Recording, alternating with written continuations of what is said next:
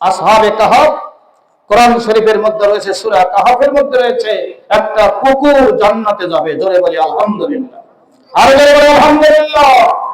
অথচ কুকুর নিকৃষ্ট প্রাণী, যে ঘরে কুকুর থাকে সেই ঘরে রহমতের ফেরেশতা ঢোকে না, অথচ একটা কুকুর জান্নাতে যাবে। কেন যাবে বলবো? কেন যাবে বলবো? এই দেশটা ছিল দামেস্ক। এই দামেস্ক যখন জালেম বাদশা দখল করে ফেললো, কোরআনের আইন বাদ দিয়া নিজেদের মন গড়া আইন দিয়ে দেশ চালান শুরু করে দিল। ওই দেশের 7 জন যুবক এরা সিদ্ধান্ত নিল, এই জালেমের দেশে আর থাকবো না। যে দেশে কোরআন দিয়ে দেশ চলে না সেই দেশে থাকার চাইতে জঙ্গলে থাকা ভালো। এই যুবকেরা ওই দেশ ছেড়ে জঙ্গলের দিকে চলে যাচ্ছে, কিন্তু পিছনে পিছনে একটা কুকুরও তাদের পেছনে পেছনে ছুটে চলে। একবার দুইবার কুকুরটাকে তারা তাড়িয়ে দিচ্ছে, কিন্তু কুকুর তাদের পিছন ছাড়ে না। বারবার কুকুরকে তাড়িয়ে দেয়, কিন্তু কুকুর তাদের পিছনে পিছনে যাচ্ছে। এবার কুকুরটা আল্লাহর কাছে ডেকে ডেকে বলতেছে, মাবুদ, আমার তো তুমি ভাষা দাও নাই। আমার যদি ভাষা থাকতো তাহলে যুবকদেরকে আমি বুঝাইয়া দিতাম, যুবকেরা রে, তোমরা যে কারণে এই দেশ ছেড়ে চলে যাচ্ছ, আমিও ঠিক একই কারণে তোমাদের সাথে যেতে চাই। আল্লাহ যদি আমাকে ভাষা দান করো তাহলে আমার ভাষা দিয়া আমি যুবকদেরকে বোঝায়া দিব। সাথে সাথে আল্লাহ কুকুরকে ভাষা দান করে দিলেন। কুকুর তখন তার ভাষা দিয়া যুবকদেরকে ডাক দিয়া বলল, ওরে ভাই যুবকেরা, তোমরা যে কারণে এই দেশ ছেড়ে জঙ্গলে চলে যাচ্ছ, আমি কুকুরও সেই কারণে তোমাদের সাথে চলে যেতে চাই। আমি কুকুরও পছন্দ করি না। যেই দেশে কোরআনের আইন চলে না সেই দেশে আমি কুকুরও থাকতে চাই না। জোরে বলি মারহাবা, আর জোরে মারহাবা। আল্লাহ রাব্বুল আলামিন এই যুবকদেরকে আর এই কুকুরদেরকে একটা পাহাড়ের গর্তের মধ্যে জায়গা করে দিল।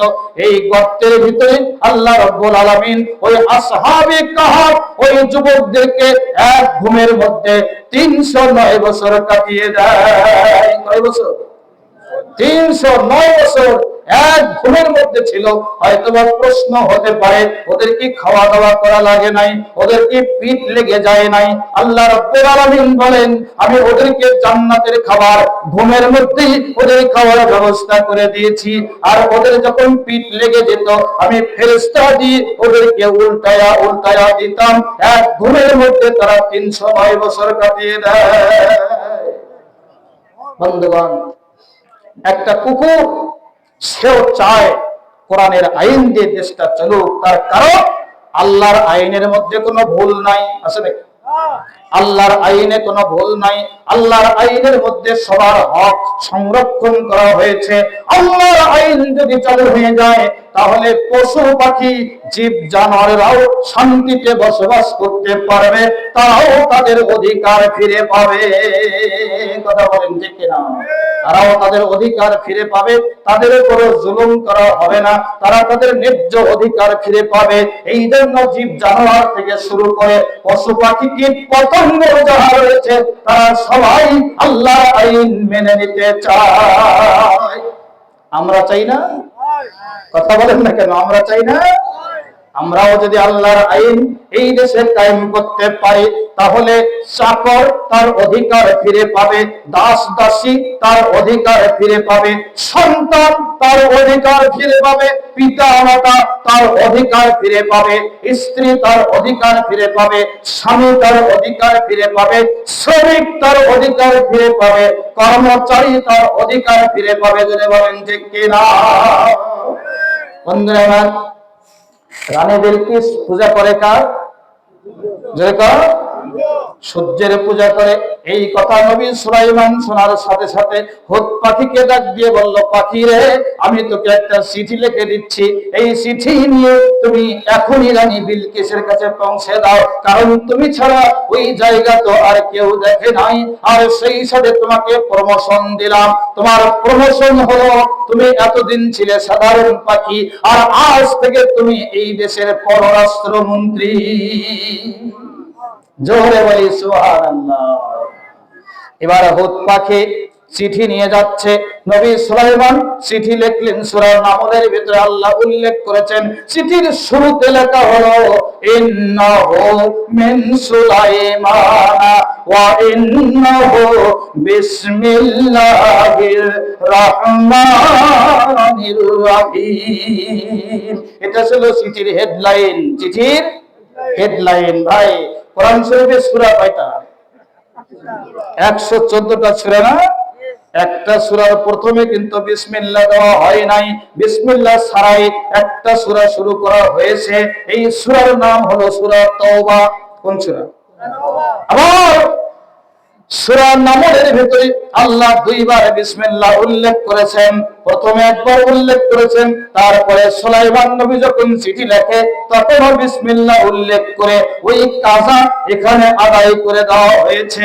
এবার চিঠি নিয়ে দেওয়া হলো হুদ পাখির কাছে। হুদ পাখিকে বলে দেওয়া হলো, যাও যাও, চিঠি নিয়ে চলে যাও, একেবারে রানী বিলকিস ছাড়া আর কারো হাতে যেন চিঠিটা না পড়ে। হুদ পাখি চিঠি নিয়ে রওনা দিয়েছে। পরের দিন সকালবেলা ওই চিঠি নিয়ে তার দেশে পৌঁছে গেল।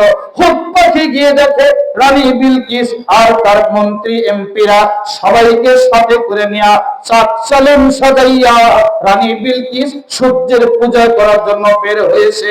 ওরা রাস্তার ভেতরে অবস্থান করতেছিল। এমন সময় হুদ পাখি ওখানে পৌঁছে যায়। মাথার উপর দিয়ে চক্কর মারতেছে আর মনে মনে ভাবতেছে, আমার নবী সুলাইমান তো বলে দিয়েছে রানী বিলকিস ছাড়া আর কারো হাতে যেন চিঠিটা না পড়ে।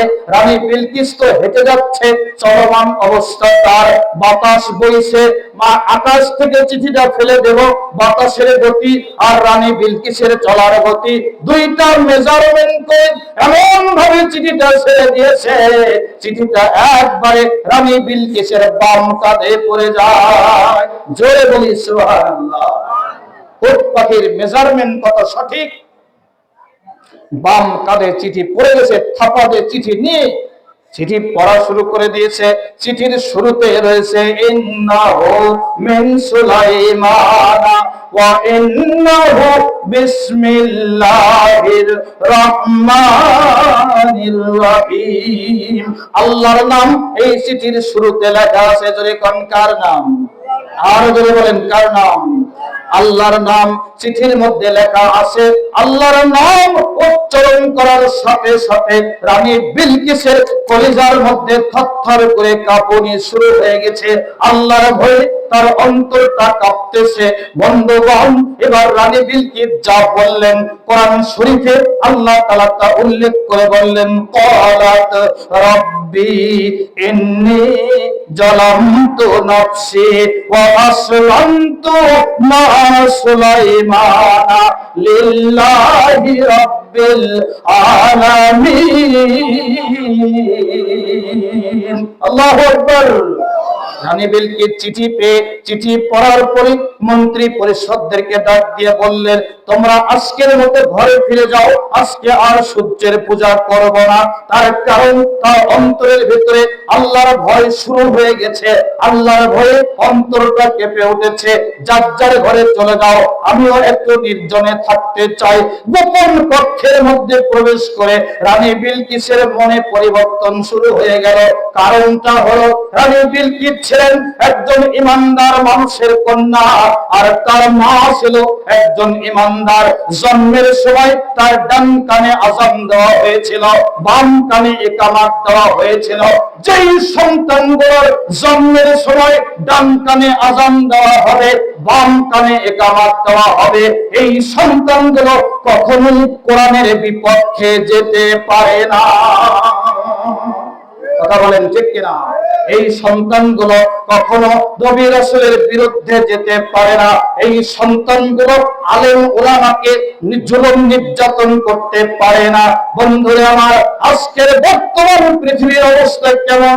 যেই সন্তানগুলোকে ইহুদি খ্রিস্টানদের পরামর্শ অনুসারে সিজার করে জন্ম দেওয়া হচ্ছে, এই সিজার করে যেই সন্তানগুলো আসতেছে, এই সন্তানগুলো কখনো ডান কানে আযান দেওয়া হয় না, বাম কানে ইকামত দেওয়া হয় না।